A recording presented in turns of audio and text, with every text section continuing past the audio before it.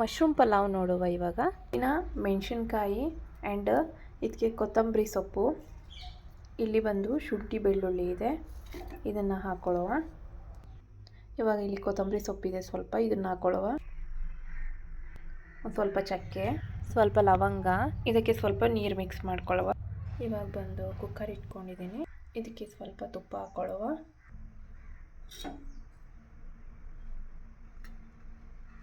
GRB ತುಪ್ಪ. Next ಸ್ವಲ್ಪ oil ಹಾಕ್ಕೊಳ್ತಿದ್ದೀನಿ.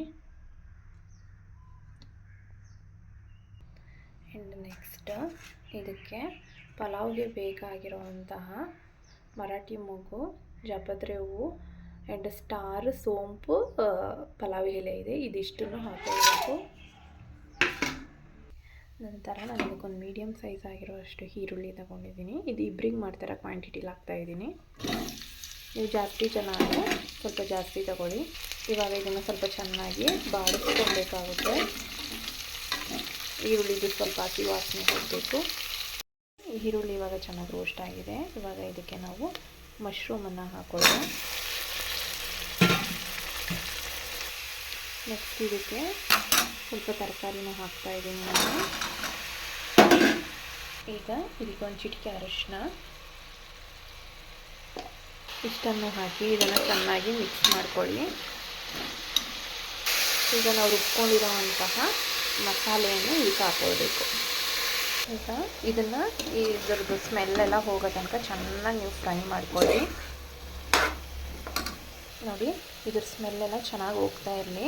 ಈಗ ಹೋಗ್ತಾ ಇದ್ದ ತಕ್ಷಣವೇ ನಾವು ಸ್ವಲ್ಪ ಟೊಮೆಟೊನ ನಾವು ಗ್ರೈಂಡ್ ಮಾಡ್ಕೊಳ್ಳುವ.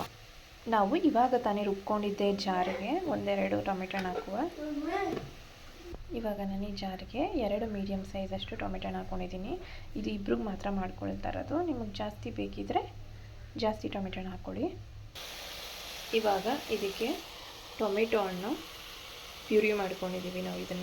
ಇದನ್ನು ಇವಾಗ ಈ ಮಸಾಲೆದು ಸ್ಮೆಲ್ಲೆಲ್ಲ ಹೋಗಿದೆ, ಚೆನ್ನಾಗಿ ಹಸಿ ವಾಸನೆ ಹೋಗಿದೆ. ಹಸಿ ವಾಸನೆ ಹೋಗೋಗಂಟ ನೀವು ಚೆನ್ನಾಗಿ ಅದನ್ನ ಫ್ರೈ ಮಾಡ್ಕೊಬೇಕಿಲ್ಲ ಅಂದರೆ ಹಸಿ ಸ್ಮೆಲ್ ಬಂದ್ಬಿಡುತ್ತೆ. ಈಗ ಇದಕ್ಕೆ ನಾವು ಟೊಮೆಟೊ ಹಣ್ಣು ಪ್ಯೂರಿ ಆ್ಯಡ್ ಮಾಡ್ಕೊಳ್ಳುವ. ನಂತರ ಚೆನ್ನಾಗಿ ಮಿಕ್ಸ್ ಮಾಡ್ಕೊಳ್ಳಿ. ಇದನ್ನು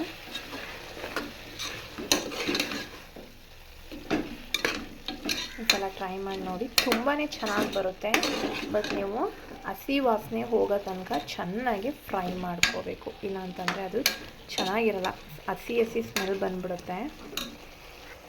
ಇವಾಗ ಇದಕ್ಕೆ ನಾನು 1 ಸ್ಪೂನಷ್ಟು ಧನಿಯಾ ಹಾಕ್ಕೊಳ್ತಿದ್ದೀನಿ. ನೆಕ್ಸ್ಟ್ ಇದಕ್ಕೆ ಸ್ವಲ್ಪ ಒಂದು 3/4 ಸ್ಪೂನಷ್ಟು ಚಿಲ್ಲಿ ಹಾಕ್ಕೊಳ್ತಿದ್ದೀನಿ. ನಿಮಗೆ ಎಷ್ಟು ಬೇಕೋ ಅಷ್ಟು ಪ್ರಮಾಣದಲ್ಲಿ ಹಾಕ್ಕೊಳ್ಳಿ. ಹಾಕಿದ ನಂತರ ಅದನ್ನು ಮಿಕ್ಸ್ ಮಾಡ್ಕೊಳ್ಳಿ. ನಾವು ಜಾಸ್ತಿ ಖಾರ ತಿನ್ನಲ್ಲ, ಹಾಗಾಗಿ ಲೈಟಾಗಿ ತೋರಿಸ್ತಾ ಇದ್ದೀನಿ.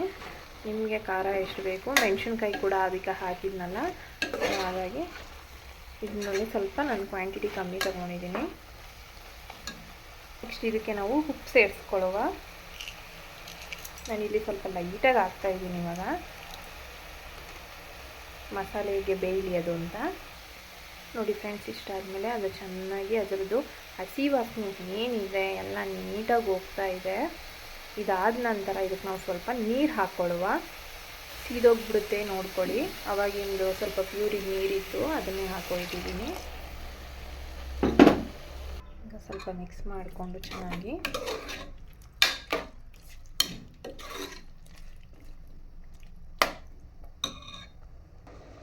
ನಾನಿಲ್ಲಿ ಒಂದು 3/4 ಗ್ಲಾಸ್ ಆಗುವಷ್ಟು ತಗೊಳ್ತಿದ್ದೀನಿ, ಯಾಕೆಂದರೆ ಇಬ್ಬರಿಗೆ ಅಷ್ಟೇ ಇದು, ಸೊ ನಮಗೆ ಸಾಕಾಗುತ್ತೆ. ನಿಮಗೆ ಗೈಸ್ ಎಷ್ಟು ಬೇಕು ಅಷ್ಟು ನೀವು ಅಕ್ಕಿ ಹಾಕೊಬೋದು. ಇದಕ್ಕೆ ಅಕ್ಕಿನ ಹಾಕ್ಕೊಳ್ತಾ ಇದ್ದೀನಿ. ನೋಡಿ, ಇವಾಗ ಅಳತೆಗೆ ಎಷ್ಟು ಬೇಕಷ್ಟು ನೀರು ಹಾಕ್ಕೊಳ್ಳಿ. ನೋಡಿ, ನನಗೆ ನೀರಿಷ್ಟು ಸಾಕು ಮುಳುಗುವಷ್ಟು. ನಾನು ಸ್ವಲ್ಪ ಆಗಲೇ ಉಪ್ಪು ಹಾಕ್ಕೊಂಡಿದ್ದೆ, ಇವಾಗ ಇನ್ನೊಂದು ಸ್ವಲ್ಪ ಉಪ್ಪು ಹಾಕ್ಕೊಳ್ತಾ ಇದ್ದೀನಿ. ಉಪ್ಪು ಹಾಕ್ಕೊಂಡಾದ್ಮೇಲೆ ಸ್ವಲ್ಪ ಮಿಕ್ಸ್ ಮಾಡ್ಕೊಳ್ಳಿ ನೀಟಾಗಿ. ಮಿಕ್ಸ್ ಮಾಡಾದ್ಮೇಲೆ ಇದನ್ನ ನೀಟಾಗಿ ಇವಾಗ ಕುಕ್ಕರ್ ಮುಚ್ಚಳ ಮುಚ್ಚಿ ಕ್ಲೋಸ್ ಮಾಡ್ಕೊಳ್ಳುವ. ಓಪನ್ ಮಾಡುವ. ನೋಡಿ, ಇವಾಗ ಎಲ್ಲಾದರೂ ಮಸಾಲೆ ಮೇಲಿದೆ, ಇದನ್ನು ಚೆನ್ನಾಗಿ ನಾವೀಗ ಮಿಕ್ಸ್ ಮಾಡ್ಕೋಬೇಕು. ಮಶ್ರೂಮ್ ಎಲ್ಲ ನೋಡಿ ಚೆನ್ನಾಗಿ ಬೆಂದಿದೆ. ಇವಾಗ ಇದನ್ನು ನೋಡಿ ಫ್ರೆಂಡ್ಸ್, ಇವಾಗ ಫುಲ್ ರೆಡಿಯಾಗಿದೆ. ತಿಂದು ಹೇಗಿದೆ ಅಂತ ಹೇಳಿ ನನಗೆ ಕಮೆಂಟ್ ಬಾಕ್ಸಲ್ಲಿ ಕಮೆಂಟ್ ಮಾಡಿ ಹೇಗಿದೆ ಅಂತ. ಬಾಯ್ ಬಾಯ್.